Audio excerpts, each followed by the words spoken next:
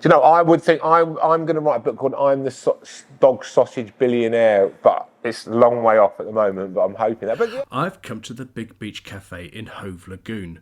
While the weather in January is, well, very January, the owner, Danny Stockland, gives me a warm welcome and tells me his story.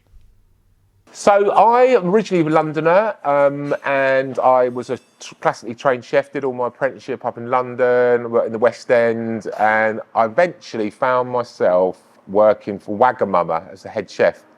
And one day a guy said to me, would you want to do the Queen's Jubilee party at Buckingham Palace? I was like, what? He said, yeah, we've got a job, there's a job going, but no one can get in because you have to have MI6 security clearance. So I said, I'll give it a go. I mean, see if I can get MI6 security clearance anyway. So anyway, I got the job. It was that one with Brian May on the roof, do you remember? And then somewhere along the line I met Norman Cook, who I'd always been a massive fan of, Fatboy Slim. We used to come here quite a lot as with our kids as a playground and stuff, but it was always closed because it was at the time it was owned by Heather Mills. So I used to come down, it would all be boarded up and I'd be sort of looking through the windows. Oh, that looks quite cool. She was selling her house in our road, and Norman bought it for his father-in-law. And he said to me in passing, oh, they offered me a cafe. I came and had a look at it, I thought, oh, it's great, it's much bigger than I thought. It included everything, it had all the stock, it had a license I didn't know. And so I said to Norman, okay, well, I will give you 51% of the business. I'll raise the other 49% and let's give it a go. And he goes, no, not getting involved with any other people, I'll pay for all of it.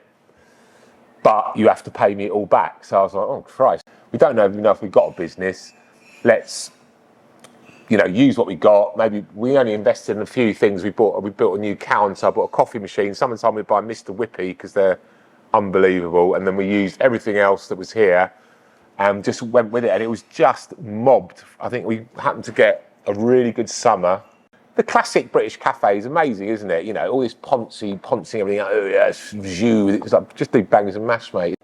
And then what we didn't realise was that there was a massive community need for a space to have parties. We're licensed for 120 here, which is absolutely perfect. We decided to do it really cheap, just to cover our costs and have a minimum spend, which we're cheaper than anywhere around. Also, all our ice cream is, we're 10p cheaper, our coffee's cheaper than everyone, but we do the best quality that we can do. So I just didn't do it, it was just by accident really, just rejuvenated the whole area. The first time we were here, we burnt a big tray of sausages and we were about to chuck them out. So I just asked the people, if they don't give them out, just ask someone if they want a sausage for their dog, and we'd always burnt sausages. So we've probably got about 400 regular dogs.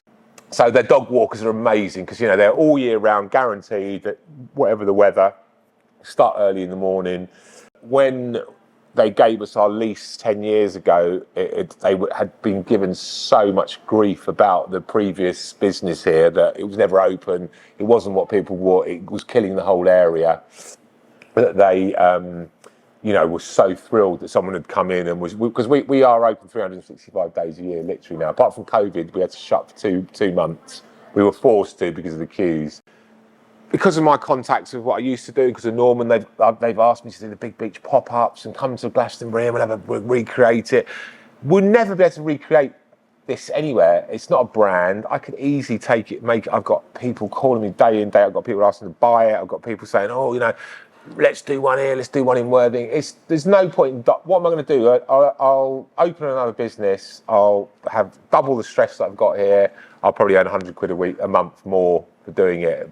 And I've watched, I've seen multiples and stuff. I just think it's, consistently, we reinvest. I take a very small salary and reinvest everything I can back into the business to what we need. We now obviously know what we need and how the business works. And my dream at the moment is to get my mum lives in London still, and she's 86, so I'm trying to relocate her down there because I can see her just sitting in the corner with having a cup of tea and stuff, and as she gets older. But I'm hoping my daughters will maybe take the mantle one day. But I think they've seen how hard I work and how hard catering is, and that is our problem at the moment with the young kids that are coming through.